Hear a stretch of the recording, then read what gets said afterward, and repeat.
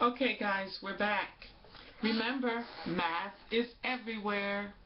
It's on video, it's on YouTube, it's in the sky, it's in science, it's in math class, it's in language arts. It's when you get up in the morning, it's when you're born, it's whenever you do anything. Math is everywhere. And why don't you try to impress your science teacher by letting him know that you've been discussing light years. Scientists are always talking about light years, and believe me when I tell you, they are not writing these huge numbers like this. I don't even know, this would be the thousands,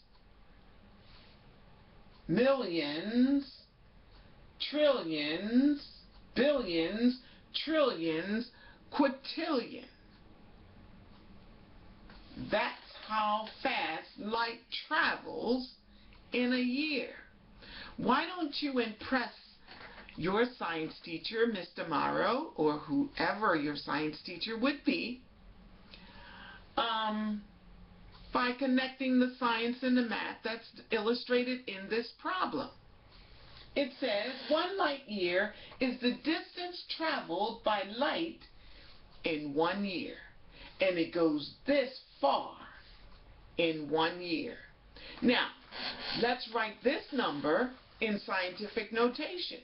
Because wouldn't it be difficult for someone in journalism or someone on the news who would like to talk about light years to have to struggle with writing this problem when all they've got to do is put it in terms of scientific notation? Remember, it takes 2 steps. Move your decimal so that this number appears to be between 1 and 10. And then find the power of 10 to multiply it by in order to retrieve your original number. Let's look at one more example before I give you a few to tackle on your own. Moving our decimal, 1, 2, 3, 4, 5, 6, 7, 8, 9, 10, 11, 12. By now, you should be able to write it by dropping the zeros and including all of the numbers that are not 0, all of the digits that are not 0, and that would be 9.46, but you better multiply that by 10 to the 3, 6, 9, 12. 10 to the 12th power.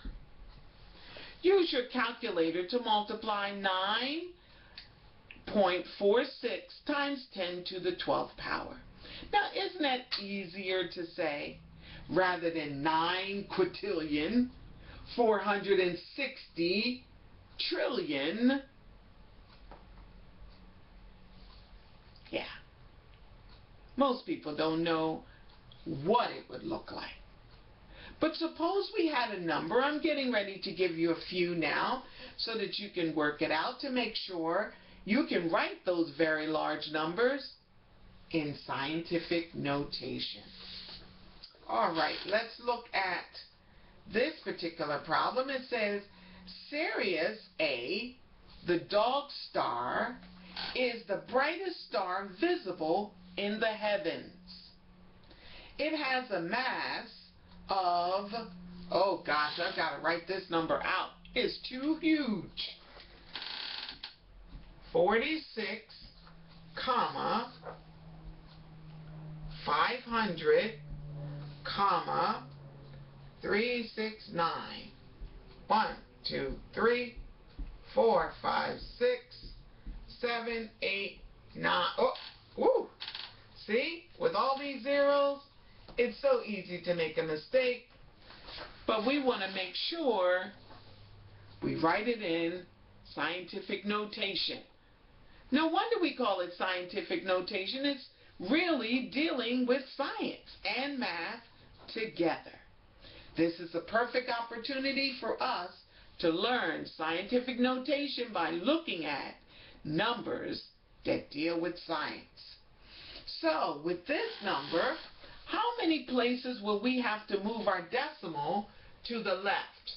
1, 2, 3, 4, 5, 6, 7, 8, 9, 10, 11, 12, 13.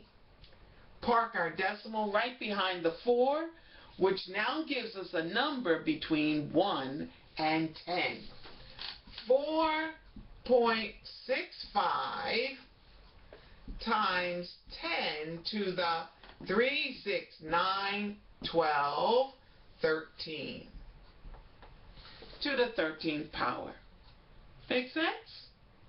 I sure hope so, because I'm getting ready to give you 3 more to work out. Okay?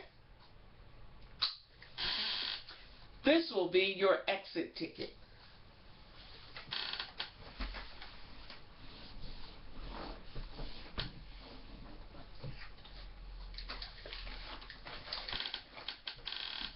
Number 1.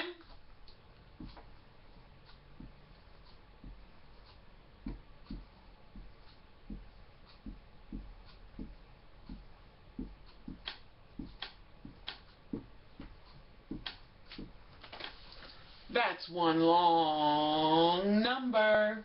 Here's number 2. It's going to be a shorter number.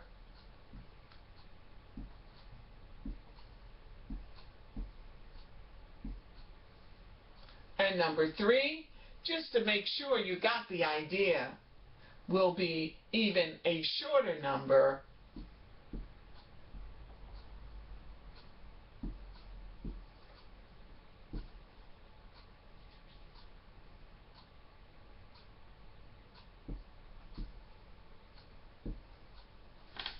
Okay. No, well, it's not going to be that short, but this is 1,500,000, 67,500, and that number, you'll have to write that in scientific notation. Okay? 1, 2, 3. See if you got it right. And these will be your exit ticket problems to make sure you got the understanding. So be ready to turn these in on a separate sheet of paper.